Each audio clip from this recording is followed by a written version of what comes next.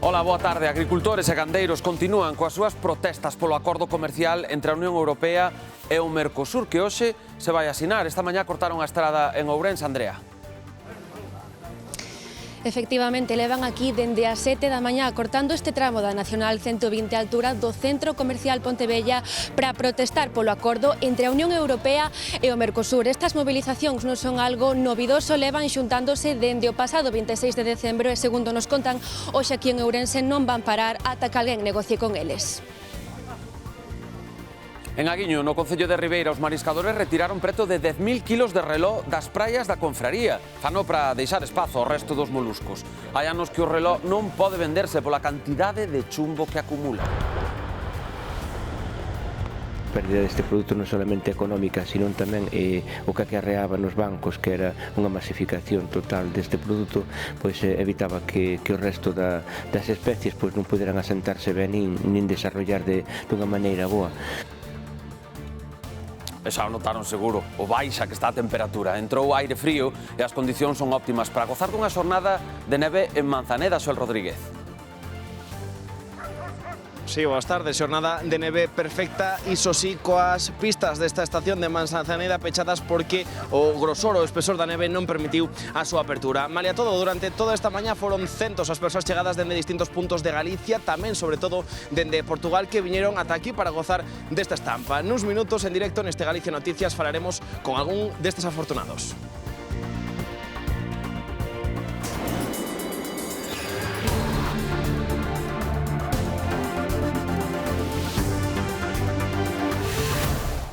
Comezamos o programa doxe na estrada. Dúas persoas resultaron feridas graves no accidente que esta mañá se rexistrou na autoestrada AP9, xusto ao seu paso polo municipio pontevedrés de Portas. O tráfico en sentido sur tivo que ser cortado por completo, como podemos ver na cámara da DXT. Chocaron un camión con mercadorías perigosas e máis un turismo. Foi pouco despois das 11 da mañá no quilómetro 116 da autoestrada, segundo informaba a Garda Civil. Os condutores que quedaron atrapados nese tramo tiveron que abandonar a vía pola saída 110, algúns deles escoltados pola Garda Civil en sentido contrario. A falta de espazo na estrada que conecta San Marcos, en Santiago, coa autovía, causa descontento entre os condutores e malos residentes da zona. O frecuente tránsito de camións pola vía de dobre sentido obriga os vehículos que usan a realizar manobras que chegan a estenderse por minutos para poder pasar. Aos poucos se invadindo o carril contrario, así se ven obrigados a trazar a saída cara a AP9 ou a A54 os camións que circulan pola rúa de San Marcos de Santiago. Esta dificultade no acceso débese ao estreita que é a pista, que ademais permite a circulación en ambos os sentidos. Esta circunstancia fai que tamén sexan frecuentes os atrancos cando un vehículo de alta tonelaxe se atopa con outro automóvil no medio da estrada. Hai algúns días que o tránsito é totalmente continuo. Xa non só cando coincide un camión cos coches, pero hai as veces que coinciden dous camións. Entón, teñen que facer manobras de adiante para atrás, hai veces que teño que sair da miña casa e teño que esperar 5 minutos. Unha especie de entrada así a algunha vivienda que ten así algo para apartar e tal, pero depois se te colle no medio ou das marcha atrás, se é un camión grande, xa tens que dar marcha atrás. Hai días que é terrible, que se xuntan aí na entrada, camións que veñen de arriba, camións que van por a pista. Con todo, as dificultades para os residentes deste tramo da vía non só se limitan ao frecuente tránsito de camións nin as dificultades para manobrar. Sinalan tamén que a falta de visibilidade e a ausencia de ver as rúas supoñen un risco, especialmente cando moitos dos vehículos que pasan polo tramo o fan superando os 30 km por hora que marca a sinalización. Xa ves que a 30 non pasa ningún, pasan lanzaos. As horas puntas é terrible, nada, non temos visibilidade para salir das casas para ver se ven un. Desde que fixeron o acceso á autopista desde aquí, isto mete medo. Ante o actual estado da vía non existe unha solución consensuada para tallar os diversos problemas que afectan ao tramo, aínda que son múltiples as propostas de condutores e veciños para intentar resolvelos. Ou facer outro acceso e deixarnos a nós tranquilos, ou senón cancheen isto e que nos poñan algunha beira rúa para nos poder salir das casas. Ao final isto o van a ter que poñer dunha única dirección, porque senón, si viña un camión eu son unha furgoneta, se vai en dous camións, como era un tráiler, pois non daban pasado. Con todo, a alternativa máis popular sería a de recuperar as restriccións de circulación por tonelaxe do vehículo que anteriormente presentaba a vía. Liberado un home de 80 anos que estaba sendo utilizado para estafar a través de internet. Os axentes da Garda Civil detiveron a 19 persoas e investigan a 3 máis nunha operación que deixa, polo momento, 121 víctimas por toda España, tamén en Galicia, en lugares como a Lugo, Ourense ou tamén na Coruña. O grupo criminal illou o octoxenario da súa familia, obrigouno a vivir da esmola e cos seus datos abriron varias contas bancarias. Conseguiron roubar ata 36.000 euros.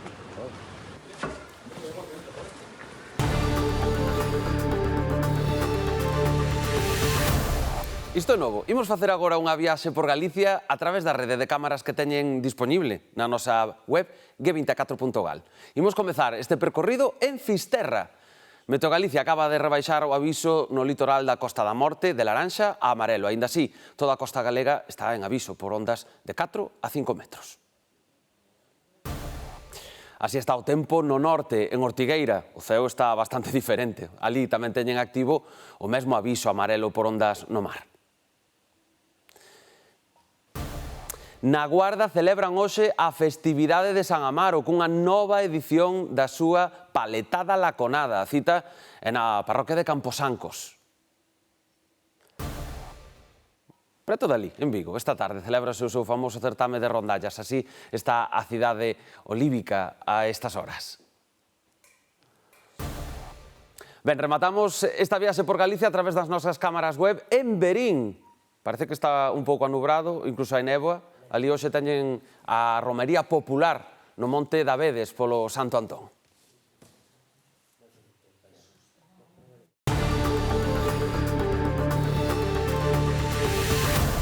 Continúan as protestas do sector primario polo acordo comercial co Mercosur. Hoxe, gandeiros e agricultores cortaron a estrada en Ourense. Imos ver en directo cal é a situación. Contanos, Andrea. Pois xa vedes, aquí seguen os agricultores e os gandeiros na Nacional 120 en Ourense, a altura do Centro Comercial Pontevella. E para coñecer mellor os detalles da súa mobilización, estamos con Javier Losada, que é agricultor da zona da Limia, que nos vai contestar unhas preguntas para coñecer mellor a súa situación. Que tal, Javier? Bueno, unha das principais reclamacións é que existe unha desigualdade, non, entre vos e os países do Mercosur, sobre todo no control sanitario, non é así?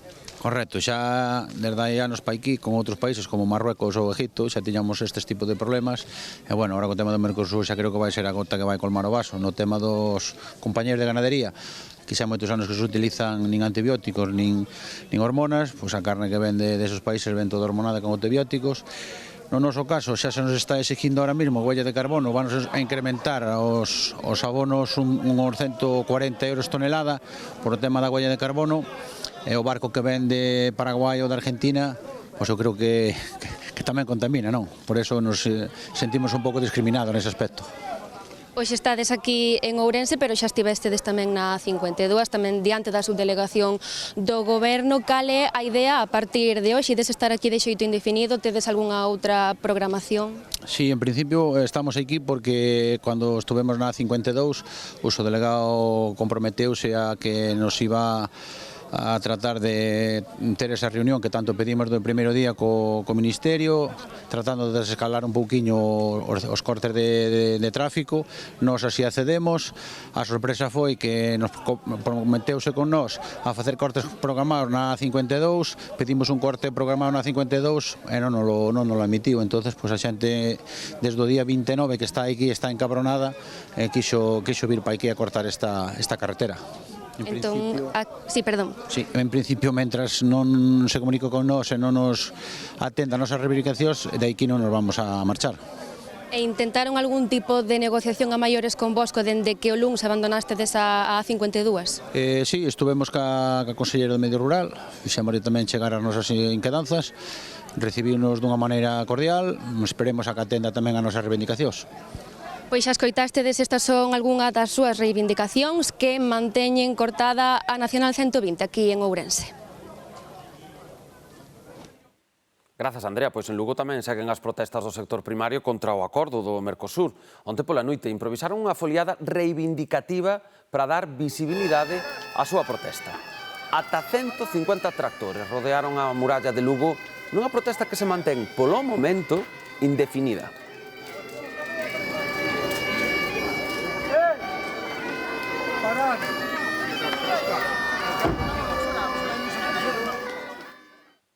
Cambiamos de asunto, xa está en marcha unha das mellores campañas de grelos dos últimos anos. O frío e a chuvia favoreceron os cultivos desta verdura típica do inverno galego. Rematadas as festas do Nadal, chega o tempo do cocido e do lacón con grelos, a verdura máis emblemática do inverno galego. Nesta explotación de Boqueixón van polo segundo ciclo de produción, nunha campaña que cualifican de boa en calidade e cantidade. É unha campaña que está facendo frío, algo de agua, non están vindo moitos días de sol, entonces o grelo sí que o está agradecendo o ter a agua. Está sendo, en tema produción, está sendo bo. É un ano con boa produción. Son múltiples as variedades de grelo que se producen en Galicia, pero na horta de Rodiño cultivan con moito mimo unha específica desta zona, o grelo de Boqueixón, coidando e seleccionando a semente para lograr un produto de calidade e sabor que marcan a diferencia. É un grelo moito máis suave, non deixa de ter o sabor de grelo, pero non ten ese sabor fuerte, agrio, senón que é moito máis suave. É un grelo que non fai tanto daño a hora de comelo, porque non ten esa acidez. Entonces, pódelo botar tanto nun cocido como nun revuelto, simplemente con un pouco de aceite. É unha cena super fácil, super rápida, porque en 3 minutos o tes, porque ademais é eso, a cocción que necesita moi pouca. Na froitería a mancha de grelos que leva ao redor dun kilo custa 4 euros, pero auguran que nun futuro irá máis caro e converterase nun produto de luxo, porque non hai relevo xeracional nin man de obra no campo. Están deixando de traballar esas señoras maiores que as que antiguamente traballaban co grelo, cada vez hai menos. A xente nova non se mete no traballo do grelo porque é un traballo duro, de moitas horas, co lombo baixado, apañando, despois a manchear. Entonces sí que é certo que non é un traballo, por eso dai que o precio cada vez sea máis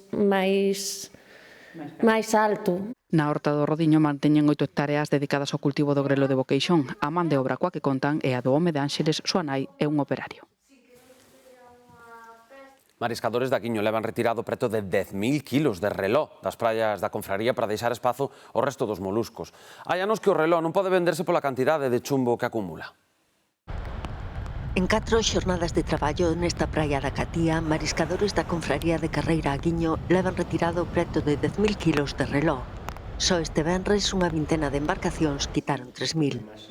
Este molusco tende a acumular chumbo, por iso hai anos que non se comercializa, pero amoreado nos bancos marisqueiros prexudica as outras especies como a ameixa, moito máis valoradas. E aunque non lo pagan, non podemos ter unha media que era o que estábamos tendo de 3 a 4 euros o kilo, neste caso é 0,85, tamén para a destrucción, é unha maneira de que ao final pois todos quedamos máis ou menos contentos, porque tamén, ademais de que nos o quitamos para rarear a zona, tamén se lle dá un uso de que se pode ter beneficios tanto dun xeito como do outro, da maneira que se vai a tratar. Esta confraría chegou a un acordo coa empresa Seaga, escrita á Consellería de Medio Rural, para recoller ata 24 toneladas. Seaga ten dous frentes, dúas maneiras de actuar con esta especie. Por un lado é compostaje, para abonos e para este tipo de cousas, e por outro lado pois é biogás, por o que temos entendido. O problema da concentración do reló dáse noutras rías, como a de Ferrol ou a de Pontevedra. A ver, todo este frío ten que ter algo positivo. É unha fin de semana para gozar na neve, por exemplo, na estación de Manzaneda. Como está esa mañá por aí, Xoel? Contanos. Pois mañá perfecta, Alberto, para gozar da neve, por exemplo, lanzándose unhas bolas ou deslizándose por estas costas. Iso sí, xornada non tan perfecta para os amantes dos deportes de inverno, do esquí ou do snowboard, porque as pistas desta estación de Manzaneda permanecen, por desgraza, pechadas, xa que o espesor da neve non é suficiente polo momento. Durante toda a mañá, María Todo, vimos a centos de persoas chegadas dende distintos puntos da nosa xeografía, mesmo dende a América Latina, e tamén a moitos galegos e galegas, como é o caso de Isa e de Mar. Boas tardes, Mar, contanos, de onde vides vos? Hola, yo vengo de Nigrán. Non sei se é a primeira vez que vides a Manzaneda. No, ya vinimos más veces. Siempre que podemos.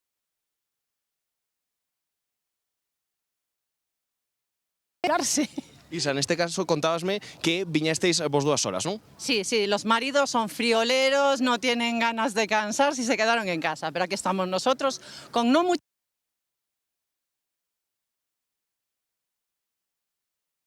Cal é o plan da xornada? A que hora chegasteis e cando tes previsto marchar? Llegamos sobre la 1:15, 1:30 más o menos, y tenemos libre hasta las 5 de la tarde. Entonces la idea es tirarnos en trineo, hacer un poco el indio y nada, disfrutar, fundamentalmente disfrutar. Non sei xa que viñesteis tantas veces se desta volta vedes máis xente que en outras ocasións, menos xente? Quizás menos gente y también un poquito menos de nieve. Pero bueno, de cualquier modo, seguro que encontramos opciones para pasárnoslo muy bien. Pois que así sexa. Moitas grazas por esta declaración. Como din a Isa e Mar, a previsión é que durante as próximas horas a cota de neve poida descender ata os 900 metros, así que agardemos que esa previsión acompañe para que mañá as pistas desta estación de Manzaneda poidan abrir ao público. Moitas grazas, Xoel. Os animais da casa son os protagonistas dunha das tradicións máis antigas do país. É que hoxe é o Santo Antón. É unha escena que van ver que neste sábado se está repetindo en moitos puntos de Galicia. É a tradicional bendición das mascotas que exerce o Santo Antón. Antigamente facíase cos animais de traballo da casa, pero claro, os tempos van cambiando. É o patrón dos animais. Esta é unha tradición que se remonta varios séculos no tempo. O que pasa é que Oliver está enfermo, é mudo, non ten voz, ten problemas respiratorios e, bueno, estámoslo tratando e quedou na nosa casa. Extrañaba esto porque, a ver, soy muy creyente y me encanta que es parte de la familia, el animal, que estuviera bendecido. A axuda non é mala, para que se todo vai ben, que siga sana e bueno, que nos dure moitos aniños. Como se lle quera as mascotas. Tamén en Lugo recuperan hoxe a tradicional bendición dos animais polo San Antón de Abad. As obras na Capela da Soidade interromperon esta tradición moi seguida polos lugueses, Noelia. Nada. Esta tradición data do século IX. Naceu para protexer os animais que axudaban nas labores do campo. Naquela época, esta tradición era moi importante porque era moi importante a saúde dos animais polo seu papel na sociedade. Hoxe os roles mudaron e os que acoden á bendición son as mascotas, que son un membro máis da familia. Os lugueses teñen unha gran devoción por esta tradición, como se pode ver nestas imaxes do ano pasado, na que a bendición se tivo que celebrar no exterior do templo, na propia rúa, por as obras que había dentro da igrexa. Unha cita de hoxe moi especial porque se recupera esta tradición no interior da Capela da Soidade despois do parón de varios anos pola pandemia e tamén polas obras no templo. Grazas, Noelia. Pois, ademais de bautizalos, aí en Lugo os cans tamén foron protagonistas en Lugo coa celebración da Exposición Nacional Canina e a 52 Exposición Internacional Canina, un evento que, xunto co Campeonato de Agility, conseguiu convocar en Lugo a máis de 1.500 cans e tamén os seus donos. Participan animais de 140 razas diferentes e trátase dun evento que está aberto a todo o público. Un evento moi importante, hoxe exposición nacional e mañán internacional, para ser campeón de España e campeón internacional, aparte que mañán é para a Liga Liguau, o sea, para a Liga dos mellores cans de dentro dos mellores de toda España. Que requieren atención independientemente de la fase en la que se encuentren. O bien, si es un perro de espectáculo como él, necesita unas rutinas de higiene y de entrenamiento en casa todos los días. Estamos dándolle os últimos retoques porque sempre, inda que os vemos prácticamente tal, cando chega sempre ves pues, un pelo que sale por aquí, un pelo que sale por alá, os pequenos retoques que a veces son os que realmente importan. En Vigo esta tarde celébrase o seu tradicional concurso de rondallas, un evento que este ano vai batir récords de participantes con ata 17 agrupacións da provincia. Van ser 5 horas de música nun momento no que as rondallas están máis de moda que nunca grazas a esa película de Daniel Sánchez Arévalo, Mar. Pois xa está case todo listo no IFEBI para acoller este serán a partir das 5 o gran espectáculo da sétima o concurso de rondallas con todas as localidades vendidas. Falamos de 6.500 espectadores e para facilitar a entrada o acceso abrirase a partir das 3 desta tarde. O cheo pois está garantido para asistir ás actuacións de 17 agrupacións, 1.500 componentes. Cada rondalla presenta a súa produción musical con postas en escena sempre espectaculares. De plena actualidade pola película Rondalla nestes momentos, o certo é que estas agrupacións son unha tradición centenaria e única do sur de Galicia, dende Vigo ata o Miño. Un fenómeno cultural con raíces xa na Idade Media, pero que se adaptou aos tempos con versións modernas e ás veces mesmo transgresoras de gran nivel, como seguro poderemos comprobar esta tarde. Grazas, Mar. E velaquí os teñen. Son os xenerais da Ulla, e xa me dá risa porque esta mesma mañá dando conta de que aínda non rematamos a digestión dos doces de Nadal e xa entramos de cheo no tempo do entruido. Esta mañá presentaron en Silleda o programa de entruido tradicional da comarca do Ulla, do que son os claros protagonistas. O vindeiro sábado vai ser a súa primeira saída no campo da festa de San Miguel de Sarandón en Vedra e esperamos velos aquí no Galicia Noticias.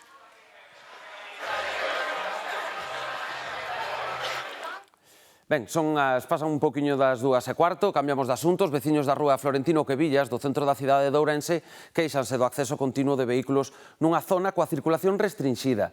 Reclamanlle ao Concello máis control policial e tamén a instalación de cámaras de vixilancia para reducir o tráfico nunha rúa que debería ser, din, semipeonil. Este vídeo gravou hai uns días un veciño da rúa Florentino Cuevillas para denunciar a presenza continua de coches aparcados e mesmo circulando. E así estaba esta mañá esta rúa con tráfico restrinxido no centro de Ourense. Aquí aparcan os coches, pasan os que non viven por aquí a toda velocidade, cando está prohibido a pasar a máis de 20, ya é solamente por veciños de aquí. E logo queres entrar nos garaxes, están coches aparcados de diante. Está sendo unha das primeiras calles de Ourense, sendo peatonal, convertirse nunha calle prácticamente como a calle Progreso ou a avenida Habana. O problema é que moitos deles xa non están parados, que circulan ás veces incluso a certa velocidade. Eu levo aquí ano e medio e é tan habitual ver pasar coches que eu nunca soupen que era peatonal.